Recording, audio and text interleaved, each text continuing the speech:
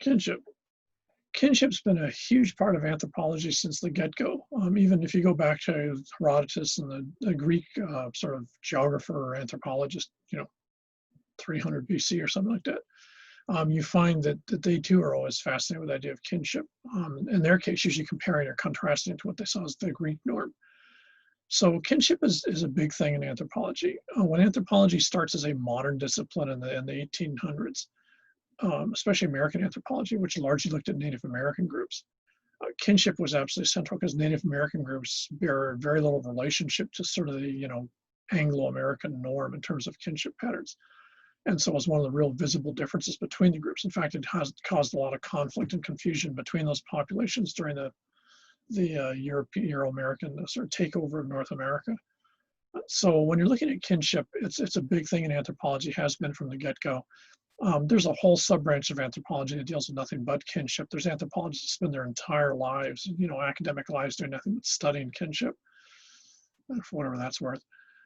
So when you're looking at it, one of the problems you get into in anthropology, and this is sort of a general thing, again, as with a lot of this other material, is while kinship is universal, humans are social animals. We have become successful in the world's dominant species by our social relationships. We're not particularly impressive as individuals, it's when we work in groups. So in the same way that language is a universal, kinship is universal. Having said that, from one culture to another, from one group to another, kinship varies radically.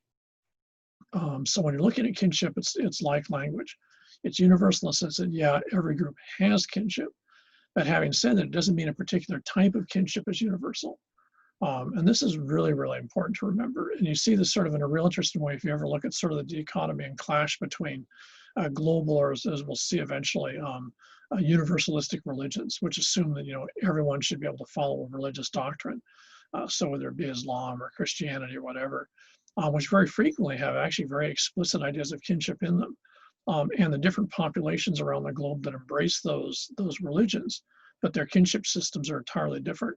The dialogue or discussion that occurs between, do you follow the religion or do you follow the way we've done stuff, has been going on for millennia, I'm sure. And it's one of those sort of areas that you can see this where kinship really sort of shows up really glaringly is when it comes into conflict with something. Here in the Pacific, a classic example would be, say, Micronesians, whose kinship system is radically different than what you'd find in Anglo-American society, who after the 1940s, when they find themselves under control of the United States, are forced to, in many ways, because of legal, the way the legal system works in the United States, are forced to basically buy into an American attitude of kinship, which has legal consequences, which bears no relationship to how they traditionally see the relationships or who are kin, etc., which is still causing enormous amounts of trouble in much of Micronesia today, because the way that they saw kin doesn't fit the Anglo-American view of what is kin, which is reinforced by the legal system. And this is the problem you get into in many societies, is that the legal structure of a society, which is usually based on the normative attitudes of the power group, the group that defines how the society operates, can oftentimes be almost antithetically opposed to the values of subsidiary or other groups in the society. And kinship's a classic example. On the reservations in the United States, for example, on the reservations proper, depending on what reservation you're on, you might have a man with two or more wives. This was very true of a lot of the Southwest populations. Ironically, as long as they're on the reservation and they don't ask for U.S. federal support, no one cares what they do because it's culturally legitimate for them to do that. The minute they were to move off the reservation, for example, if they're on, say, the Hopi Reservation, they moved to Flagstaff, Arizona, they could be arrested because in the American legal system, marriage with multiple spouses is illegal. And I believe it's actually still a felony in places like Arizona. So what is acceptable even with one part and within one part of a country might be unacceptable in another part. This was a huge issue with fundamentalist Church of Latter-day Saints Mormons. Still is, as far as I know. So kinship is on one hand, the categories are really straightforward in terms of what type of kinship there is and how it ties into people, etc. Having said that, the application of it from group to group is just radically different. Here in the Pacific, depending on where you are, it's just about all the variations you can think of show up in one spot or another. Many of them, in some cases, sort of subsumed either the British, the French, or the American influence. But nonetheless, in most cases, are still, at least partially still there. So when you're looking at this concept, one of the really basic principal ideas is the idea of family. This goes back to the idea of generalized reciprocity we were talking about before. The traditional minimal system, which is actually not very common, would be the nuclear family. Now, this is the Anglo-American norm. This is the idea of parents and their kids till the kids grow up. And then when the kids grow up, they spin off and start their own families, and their kids grow up and start their own families. This is the classic Anglo-American model. It's found fairly commonly in some parts of Europe, specifically England, but it's not actually common in most of Europe. So it's not a Euro-American model, it's an Anglo-American model. It becomes very much part of the sort of, Calvinist Puritan, value system that the United States is embedded in. But the end result is what you get is this becomes the way things are set up. Now, this has all sorts of legal consequences because this is basically written into the American legal system. So, for example, parents are responsible for their children until the children are defined as adults. In most populations on the planet, that would be a really weird attitude. The idea that the nuclear family stands alone would be really creepy for much of the world's population who have larger groups. So the idea of parents and then children till adulthood would be the definition of nuclear family. Now, there's two sort of side effects of this, and one you see especially with millennials, and if you guys are millennials or Gen Z, which most of you probably are, is that that's actually changing. It's going back to the system it used to be, because this nuclear family thing in the United States is pretty much a late 19th and 20th century thing. Prior to maybe the 1860s, 1870s, nuclear families were not really the norm for much of Anglo-American society even. But in the late 19th, early 20th century, they became normative, and by the late 20th century, especially after World War II, it became like the only system that Americans assumed was normal, to the extent that children who were adults that lived with their parents actually had a stigma attached to it, as being lazy and trying to suck off of their parents, which I think the mainland still has in some areas. So the nuclear family was sort of interesting because it was very, very much tied to the concept of adulthood. When you're an adult, you go out on your own, you start your own family. Now, one, of course, side effects of it is what happens when the parents get old. Of course, it's become an enormous issue in American society. If you're like, 800 years old and your kids moved away when they were 20, and that's now like, 780 years later, then who's responsible for taking care of you if you can't take care of yourself anymore? And this is why you find in the United States things like nursing homes are so common, is that American society doesn't have any elegant way to deal with old folks, because old folks, when you became adults, you moved out of that house. And so the old folks are by themselves. And if they can't handle it by themselves, then you put them in an institution which will do it for them. So a frequent American term you'll hear is being saddled with old people, which means that you've got a nuclear family which suddenly has to deal with another generation, the parents or grandparents that they thought they'd gotten away from. They'd moved away from, maybe years ago. The other thing that you see a lot in American society, since the statistically normative group now is actually divorced, is what we call blended families, which is a fascinating term. Sort of applies like a Jamba Juice thing, which is the idea that you have people coming into a nuclear family setting who both have kids from another relationship. So you have two adults, they have children, they both get divorced, the kids go with them, they now get married to each other. And so they've brought in 2 or 3 children into this new marriage relationship. Not children as a result of that marriage, but children as a result of prior marriages. This is very much the norm in American society. If you're in education and you're teaching elementary or school especially, this is going to be your normal group. Very, very likely, if it's in much of the US mainland, you'd find that the majority of kids in that classroom are the result of blended relationships. And this, again, is something that American society has never had to deal with. So just like a family dealing with old folks, there's no set of normative values about how you should handle that, because American society was fixed on the nuclear family. In the same way, the American value system towards nuclear family is the kids should be a result of that relationship. So if the kids are a result of other relationships, then there's no sort of guidelines in American society about how you treat them. What is a stepfather or stepmother? My ex, for example, found herself being a stepmother to 2 teenage daughters from her second marriage. From what I heard from her, they had a hell of a hard time for like 10 years. They wouldn't accept them as the mother. They wouldn't accept her as the mother. She didn't know how she should relate to them since they were already teenagers. It was a really complicated situation, very stressful for all the parties involved. And what you find is there's no social guidance in terms of, well, normally this is how you handle it. Because guess what? In American society, it might be normal in the sense that statistically it's normal. But socially, American society's never come to grips with that. So blended families are real interesting. If you get involved in social work, counseling, or something like that, you're going to see a lot of this. This is a huge problem in American society, which has really been very bad at dealing with the massive changes that have occurred in the last half a century. Old folks, blended families, step kids, step parents. And you see it every day in the media also. Now, the majority of the world's population doesn't work this way. The majority of the world's population actually exists in what we call extended families. And extended families are actually what we usually have here. We're the only spot statistically in the United States where the majority of people in the state of Hawaii actually live in extended family situations. And that's by choice. It's not an economics enhances it or encourages it. But the reality is it's still a part of the normative value system. And that's because the majority population here is Asian. Asian populations assume extended family. They've lived in that situation for forever, for all intents and purposes. And they see it as normal. And they find nuclear families to actually be sort of an attack on the relationships of the family members. If someone who becomes an adult wants to move out, that's actually seen as they're saying something about the way they view the rest of the family. It's not seen as something they're supposed to do. It's actually seen as a real strong negative. So what you find here is the extended family. Now, extended families can go both generations. They don't usually go laterally. They're not usually like uncles and aunties and cousins and stuff like that. They're usually vertically. That's very typical, for example, in Chinese, Japanese, and most of the groups here. So extended family would mean that the old folks don't move out, or more accurately, their children, when they reach adulthood, don't leave. So you very commonly here, you have at least 3 generations in a household.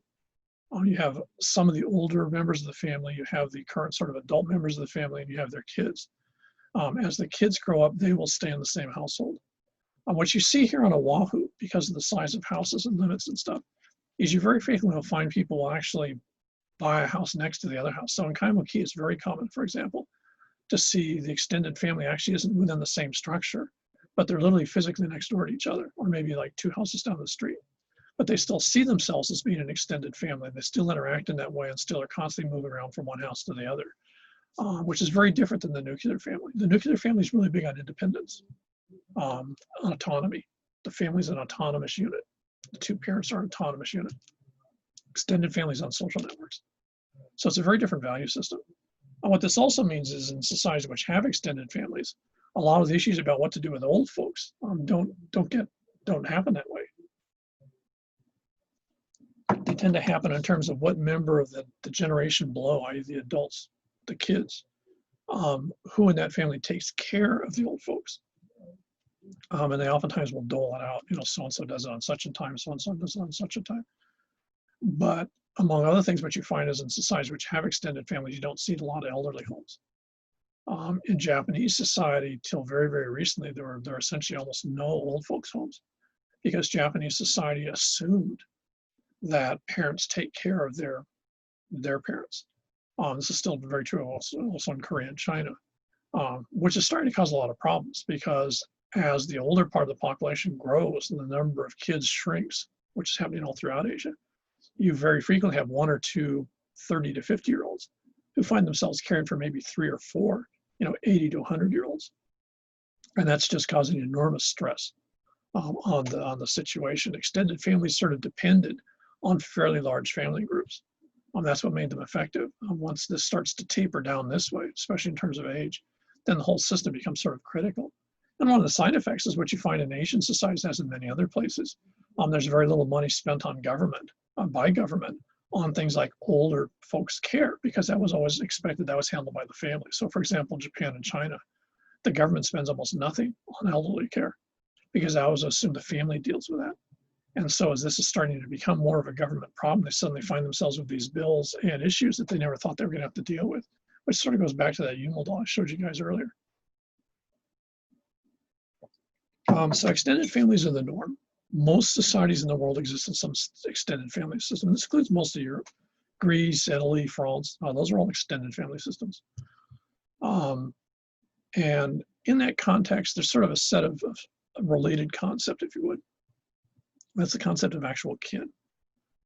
Now, kin, in its technical form, again, as anthropologists use the term, actually consists of two groups. One group of kin is the kin that you're born with. In other words, what you might call blood kin.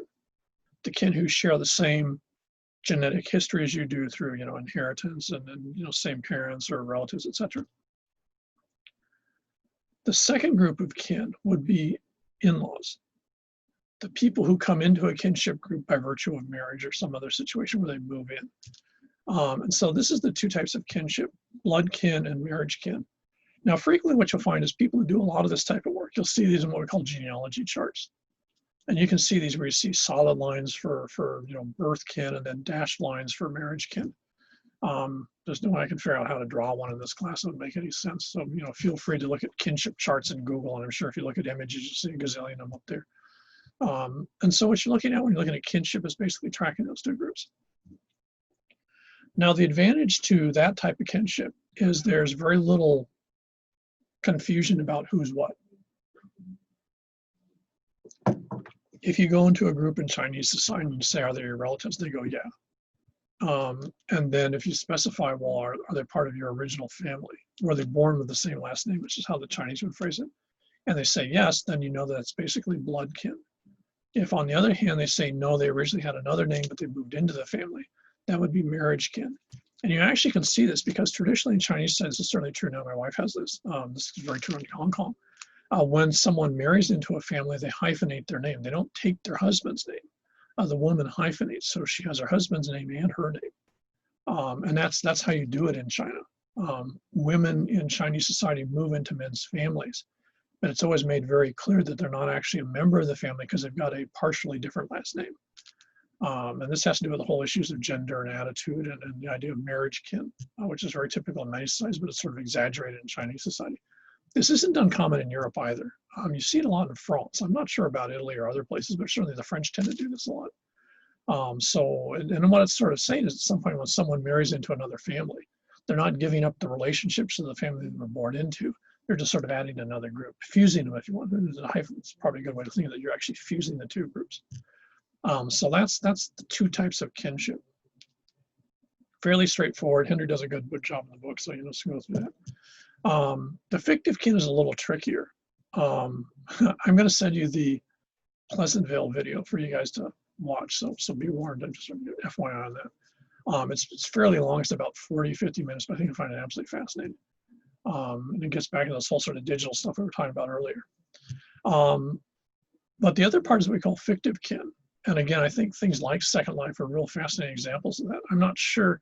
I have a sneaking, abiding suspicion if we could sit Miller down and ask him about what he's finding on social media, he might actually argue that you're starting to see fictive kin show up in social media patterns also.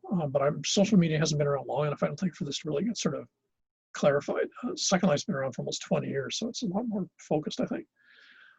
We're actually one of the rare places that actually is a perfect example of that, and that would be the concept of Hanayas. It's practiced in Hawaiian society or Hawaiian cultural traditions, where basically at some point the collective, i.e. the extended family, decides that there's a particular person that would be a good fit for the family. And so they bring them into the family and actually give them a title in the sense that they're so-and-so's brother, or they're so-and-so's niece or nephew or whatever it might be. So they plugged them in. Both parties are aware that they're not an actual blood or marriage relationship. So it's a third way of doing stuff. It's oftentimes called fictive kin, which is sort of a bad term because it implies a fiction or something that's fake. The reality is it's sort of an opportunistic thing. The compadre, for example, in traditional Tagalog and Ilocano society would be an example of fictive kin. That's enough examples, otherwise we go on forever. But the thing with fictive kin is they're just as real. And in some cases, you could argue they're actually very powerful kinship relationships because you're picking someone because there's an obvious sort of emotional or social or value relationship that seems to be very powerful that makes it a good choice. You have to remember with most of your kin, they're the people you're born with. You have no choice in who they are. They're just, it's a given. They're my brother, it's my sister, it's my parents, it's my whatevers. And marriage kin, the couple that gets married has some say in it. And of course, the rest of the family does too. but you've now amalgamated a whole other group of people in terms of in-laws, and that's very complex, and at least on the American side, very fraught things. The number of TV shows, sitcoms that you find constantly that deal with nothing but the concept of in-laws and the dynamics between in-laws is like standard fare. I suspect maybe half of the shows that you see on TV, in-laws is one of the major points that they use for comedy or whatever it is they might be discussing. So fictive kin, you sort of avoid that. You're actually picking someone because there's a very specific set of attributes that the group wants to bring in. And that person is also, of course, accepting that relationship.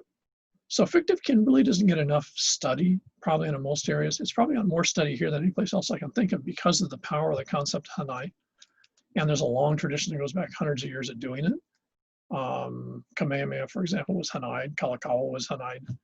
So, it's Hanai is a very common strategy that families used and in many cases still used today in the Hawaiian ethnic population. And it's sort of spilled outside of that too.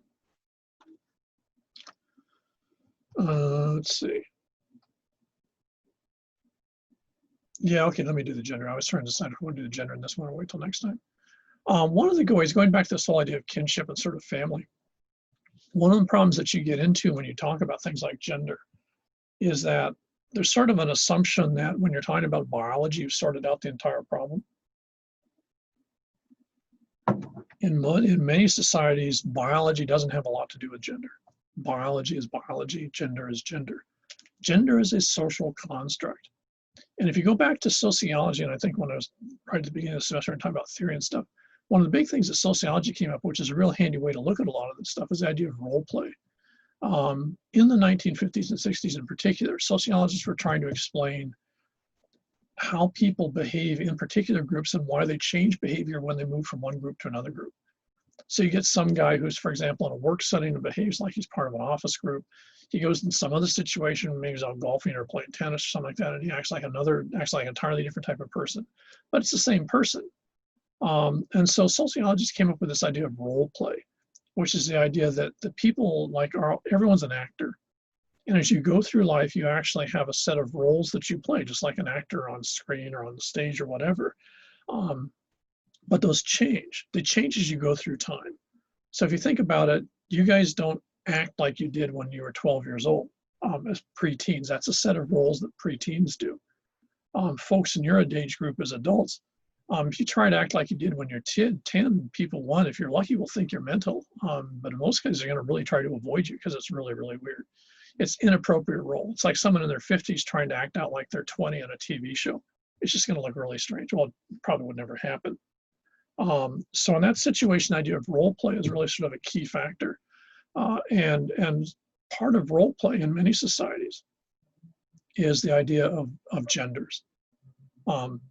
How you act is a reflection of what gender identity group that you're a part of. And that's a set of roles that you take on. Now, here in the Pacific, we're probably one of the best examples of the complexity of that. In much of the Pacific, it's also true in a lot of Latin America, you find there's actually 3 genders. There's the male role, which has a set of role plays and behaviors and stuff that men do. There's a set of role plays for the second category, which would be women. And there's a set of, again, roles and role play and stuff like that group does. Roles that you take on, if you would. And again, remember, you learn those over time. You learn them as kids. You refine them and change them and modify them as you grow up. You see it's probably classic in Latino society with the idea of the ceremony, which always escapes me, that is done for women, girls when they become women. The coming out party or whatever it's called, which you still see in a lot of the areas that had Spanish influence. But you don't see that for guys. So that's part of in Latinos groups, that would be part of their role-playing behavior, because once the girl is now a woman, her relationship with guys, her relationship with other women, stuff like that changes. That she's now taken on a new role, a new part of the play, if you would, and she's dropped the old one, which would be sort of like the kid role. In much of the Pacific, in fact, the vast majority of the Pacific, there's a third group. And the third group is sort of interesting because to understand this, you have to understand the idea of dualism. The easy way to think of this thing, the Town and Country logo. Again, I don't have one here in the office. I have something I can't think of where it is. Oh, here it is. Okay. the classic yin-yang symbol. This is an Asian symbol, but it's actually, this dualism is exactly the same that you'd see here in the Pacific, at least in Polynesia and Melanesia. Micronesia, I'm not too sure about. So what you have here is you have one aspect, but if you notice in this dark area, you've got a dot of the light. In the light area, you've got a dot of the dark. This is very much the yin-yang. So in this, you actually, it's birthed in this. This is actually birthed in this. Now, this would be this idea of a two-gender system. But notice how there's also the ambiguity, because on one hand, they're separate. On the other hand, they're related to each other, and they actually are linked internally through their internal structure. One of the other aspects of this would be, for example, here in the Pacific, as in many other areas, the third gender is actually right here. So at the intersection between the other two, at the line where the dark and the light meet, is in many societies where your third gender is. And this goes back to the basic principle in many societies. In fact, I'd say the majority of societies, almost everything in existence in the worldview is seen as being of one or two things. The French are probably one of the most dramatic. If you ever learn French, you find that almost everything has a male or female pronoun attached to it.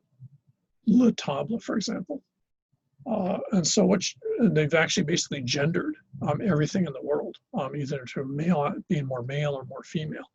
This is true in most societies. Most societies have a very complex gendering system which applies to almost everything they see. So in this dualism world, you have the male side, you have the female side.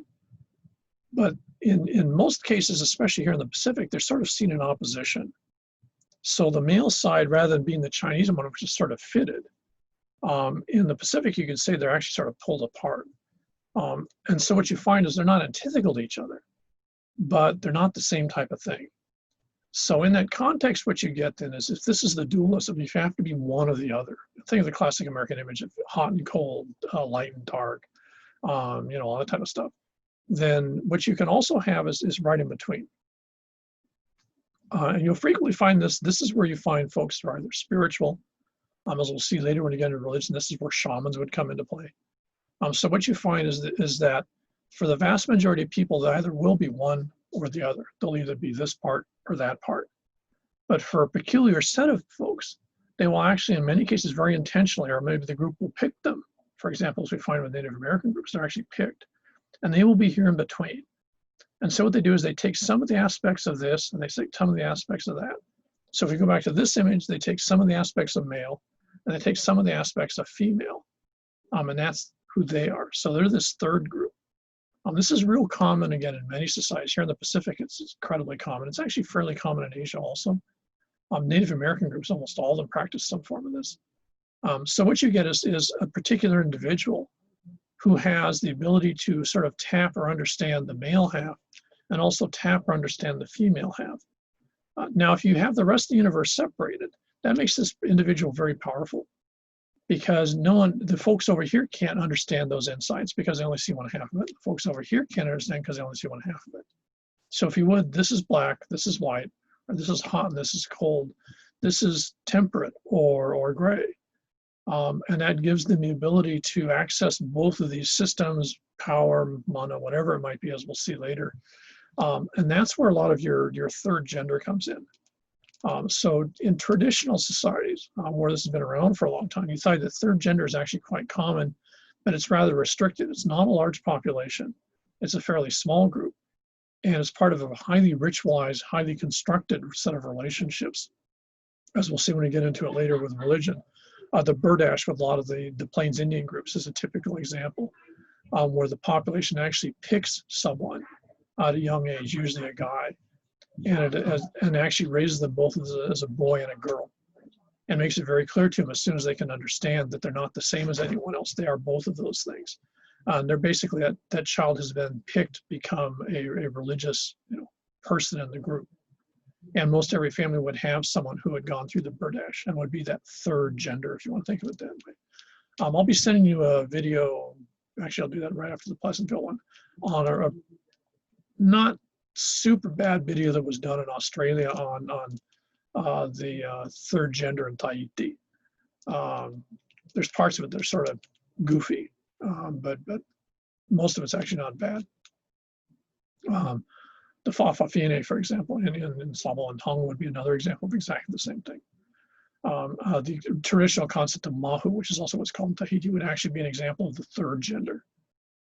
So in traditional societies, you find that. Now, as the Tahiti video, one thing that's actually pretty good that they goof it up is that what you find in modern societies, third gender becomes an individual thing. In traditional societies, the third gender is almost invariably a group thing. Individuals might volunteer to be part of a third gender because they feel more of an inclination for it. But in many cases, the group actually decides that the individual is given no choice. For example, in Lakota or in Arapaho Cheyenne societies, if you're picked as Berdache, that's the family decides that, and the person that's picked has no say in the matter. They're just told you are going to be this ambiguous third category. So if you look at the modern issue of gender and alternate genders, it's couched within, in part, this idea of nuclear family, in the sense that individuals are more important, and also with the sort of constraints or lack of constraints, if you want to, or different constraints, of the idea of individual self-identity becomes more important than group constraints in many ways, which would certainly be true of modern American society in many ways. So it's not that one's better or worse, but they're just different mechanisms behind them. In traditional societies, for example, if you go to Tibet, well, I guess you can't now, if you go to Nepal, for example, you'll find a version of the Berdache. And everyone's deathly afraid of those people. The general reputation is that you can kill on sight if you have that category, because their view of male and females are totally different. So if you're in that third category and you have both access, that means you have access to both the power of men and the power of women. So you're basically, just this terrifying, something out of a, fantasy movie or Game of Thrones type of thing. You're just an incredibly powerful thing. You're almost not even considered human. You're something else. And that's very much the concept of this alternate gender. So alternate gender is usually traditionally tied to social relationships, religion, belief systems, and most importantly, this idea of dualism. If you have a society which doesn't have dualism, I would suspect you probably don't have multiple genders, because the issue probably doesn't really come up. You might see gender as being a longitudinal thing where you sort of pick, but it's not sort of discrete categories. So I'll stop on that, and I'll be getting out 2 videos, one on Pleasantville and one on Tahiti. So with that, I guess we'll call it a halt. Hang on a second, let me